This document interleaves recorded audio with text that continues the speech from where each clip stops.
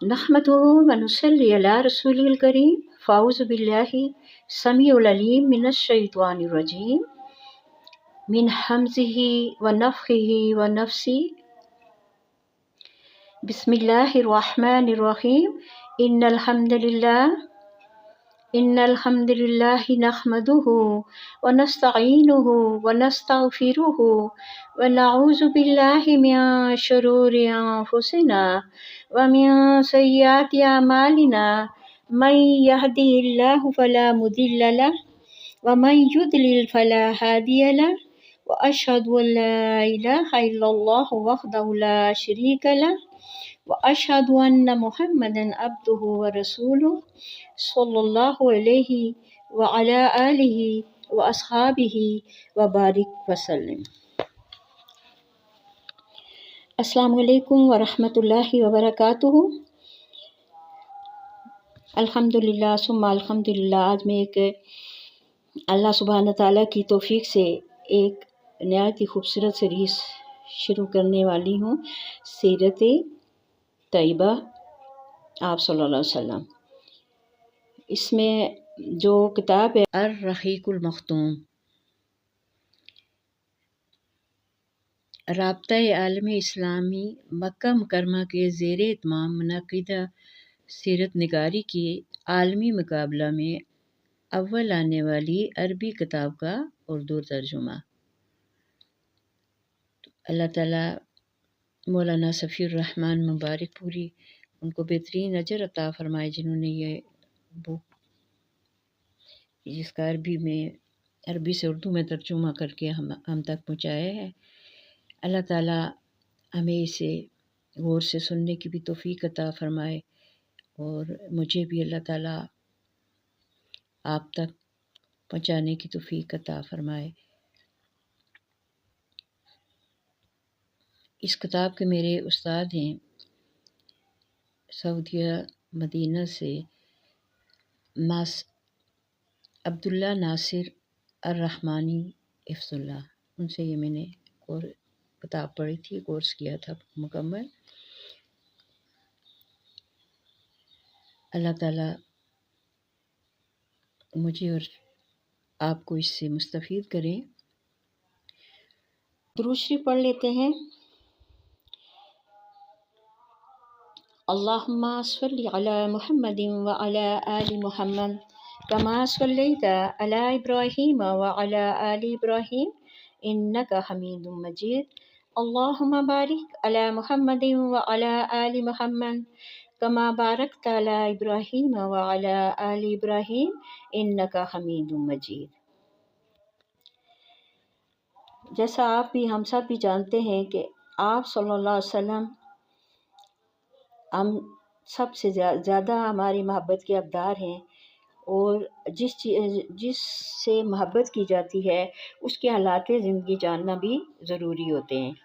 تو انشاءاللہ اللہ کی توفیق سے یہ کتاب آپ کے گوش گزار کروں گی۔ اللہ تعالیٰ مجھے توفیق عطا فرمائے اور آپ کو بھی اس سے مستفید ہونے کی توفیق عطا فرمائے۔ اللہ تعالیٰ کا ارشاد مبارک ہے کہ لَقَدْ كَانَ لَكُمْ فِي رَسُولِ اللَّهِ أُسْوَةٌ حَسَنَةٌ لِمَنْ كَانَ يَرْجُو اللَّهَ وَالْيَوْمَ الْآخِرَ وَذَكَرَ اللَّهَ كَثِيرًا، کہ یقیناً تمہارے ہر اس شخص کے لیے اللہ کے رسول صلی اللہ علیہ وسلم میں بہترین اسوہ ہے جو اللہ اور روز آخرت کی امید رکھتا ہو اور اللہ کو بکثرت یاد کرتا ہو۔ اور حضرت عائشہ رضی اللہ عنہما سے دریافت کیا گیا کہ رسول اللہ صلی اللہ علیہ وسلم کے اخلاق کیسے تھے؟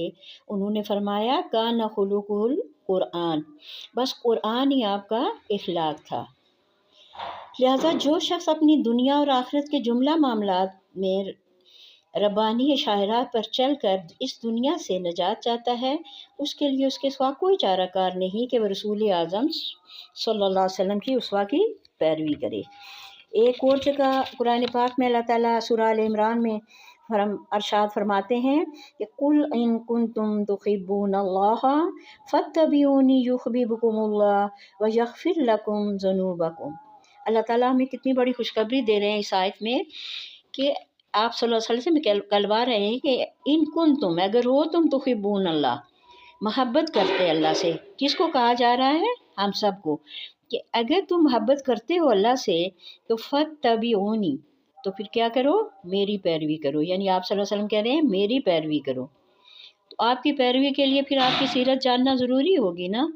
युहब्बिबकुमुल्लाह, अल्लाह ताला क्या करेंगे? आपसे मोहब्बत करने लगेंगे। और खाली खोली अल्लाह कहते हैं मैं तुमसे मोहब्बत ही नहीं करूँगा, यग़फिर लकुम ज़ुनूबकुम, तुम्हारे सारे गुनाह बख्श दूँगा। कितनी बड़ी खुशखबरी है। शुरू करते हैं अरब के महल्ले वक़ूअ और कौमें। सीरत-उन-नबी दर हकीकत इस पैगाम रब्बानी की अमली परतों से इबारत है जिसे रसूलुल्लाह सल्लल्लाहु अलैहि वसल्लम ने इंसानी जमीयत के सामने पेश किया था, और जिसके ज़रिए इंसान को तारीकियों से निकाल कर रोशनी में और बंदों को बंदगी से निकाल कर खुदा की बंदगी में दाखिल कर दिया था। चूँकि इस सीरत तैयबा की मुकम्मल सूरत गरी मुमकिन नहीं जब तक कि इस पैगाम रब्बानी के नुज़ूल से पहले के हालात और बाद के हालात का तकाबुल ना किया जाए। इसलिए असल बैत से पहले पेश नज़र बाब में इस्लाम से पहले की अरब अक़वाम और इनकी नशो नमा की कैफियत बयान करते हुए इन हालात का खाका पेश किया जा रहा है जिनमें रसूलुल्लाह सल्लल्लाहु अलैहि वसल्लम की बअसत हुई थी। अरब का महल्ले वक़ूअ, लफ्ज़ अरब के लग़वी मानी है सरा और बेआबो गया ज़मीन। ऐदे कदीम से ये लफ्ज़ जज़ीरा नुमाए अरब और इसमें बसने वाली कौमों पर बोला गया है। अरब के मग़रब में बहर अहमर और जज़ीरा नुमाए सीना है। मशरिक़ में खलीज अरब और जनूबी इराक़ का एक बड़ा हिस्सा है। जनूब में बहर अरब है जो दर हकीकत बहर हिंद का फैलाव है। शमाल में मुल्क शाम को और किसी कदर शमाली इराक़ है, और उनमें से बाज़ सरहदों के मुतालिक इख्तिलाफ़ भी है। कुल रकबे का अंदाज़ा 10 लाख से 13 लाख मुरब्बा मील तक किया गया है। जज़ीरा नुमाए अरब तबी और जोग्राफियाई हैसियत से बड़ी अहमियत रखता है। अंदरूनी तौर पर हर चार जानिब से सहरा और रेगिस्तान से घिरा हुआ है, जिसकी बदौलत ये ऐसा महफूज किला बन गया है कि बैरूनी कौमों के लिए इस पर कब्ज़ा करना और अपने असर नफूज़ फैलाना सख्त मुश्किल है।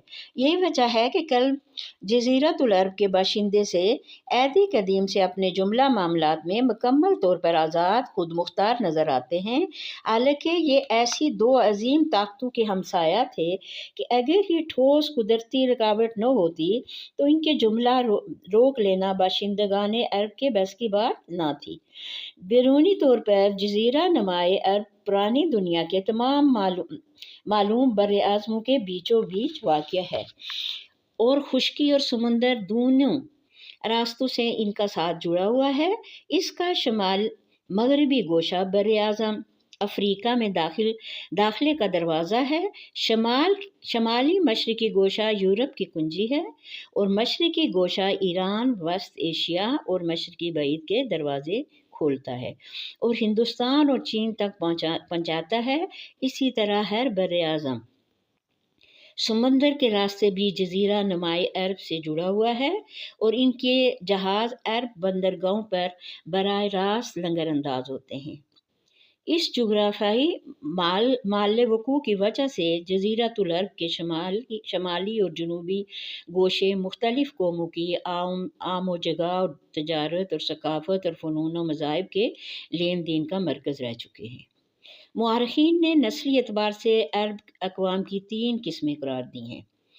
पहली अरब बाइदा, यानी वो कदीम अरब कबाइल और कौमें जो बिल्कुल नापैद हो गई हैं और इनके मुतालिक ज़रूरी तफसीलात भी दस्तियाब नहीं हैं, मसलन आद, समूद, तसम, बदीस, अमालका वगैरह।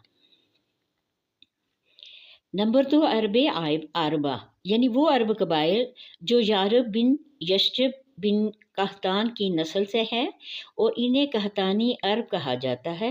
नंबर 3 अरब मुस्तारबा, यानी वो अरब कबाइल जो हज़रत इस्माईल अलैहिस्सलाम की नस्ल से हैं, उन्हें अदनानी अरब कहा जाता है। हम इंशाल्लाह देखेंगे अरब मुस्तारबा।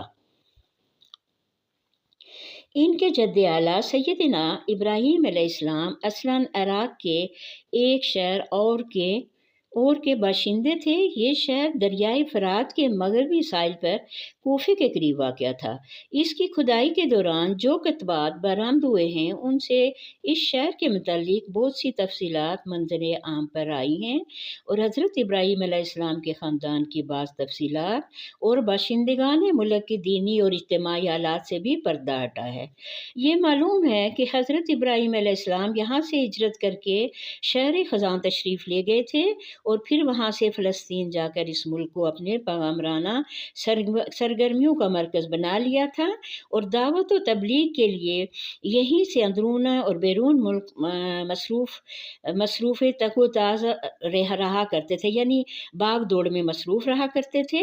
ایک بار آپ مصر تشریف لے گئے۔ فرعون نے آپ کی بیوی حضرت سارہ علیہ السلام کی کیفیت سنی تو ان کے بارے میں بدنیت ہوگا اور اپنے دربار میں برے ارادے سے بلایا، لیکن اللہ نے حضرت سارہ علیہ السلام کی دعا کے نتیجے میں غیبی طور پر فرعون کی ایسی گرفت کی کہ وہ ہاتھ پاؤں مارنے لگا اور پھینکنے لگا۔ اس کی نیت بد اس کے منہ پر دے ماری گئی، اور وہ حادثے کی نوعیت سمجھ گیا کہ حضرت سارہ علیہ السلام اللہ تعالیٰ کی نہایت خاص اور مقرب بندی ہیں، اور وہ حضرت سارہ کی اس خصوصیت سے اس قدر متاثر ہوا کہ اپنی بیٹی ہاجرہ کو ان کی خدمت میں دے دیا۔ پھر حضرت سارہ نے حضرت ہاجرہ کو علیہ السلام کو حضرت ابراہیم علیہ السلام کی زوجیت میں دے دیا۔ حضرت ابراہیم علیہ السلام حضرت سارہ اور حضرت ہاجرہ علیہ السلام کے حملہ لے کر فلسطین واپس تشریف لائے۔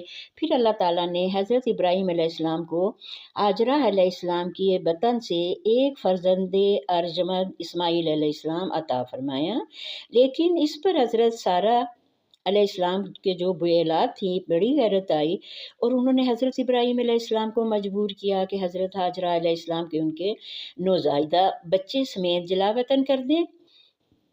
حالات نے ایسا رخ اختیار کیا کہ انہیں حضرت سارہ کی بات ماننی پڑی، اور وہ حضرت ہاجرہ علیہ السلام اور حضرت اسماعیل علیہ السلام کے ہمراہ لے کر حجاز تشریف لے گئے، اور وہاں ایک بے آب و گیا وادی میں بیت اللہ شریف کے قریب ٹھہرا دیا۔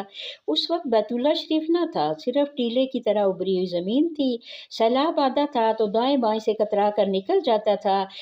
وہیں مسجد حرام کے بالائی حصے میں زمزم کے پاس ایک بہت بڑا درخت تھا۔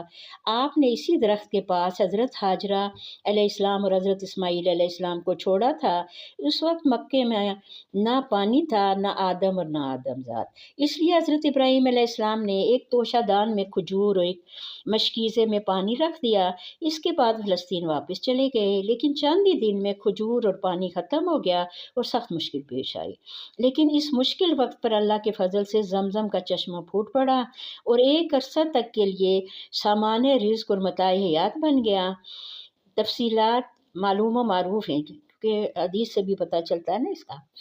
کچھ عرصے بعد یمن سے ایک قبیلہ آیا جسے تاریخ میں جرہم ثانی کہا جاتا ہے۔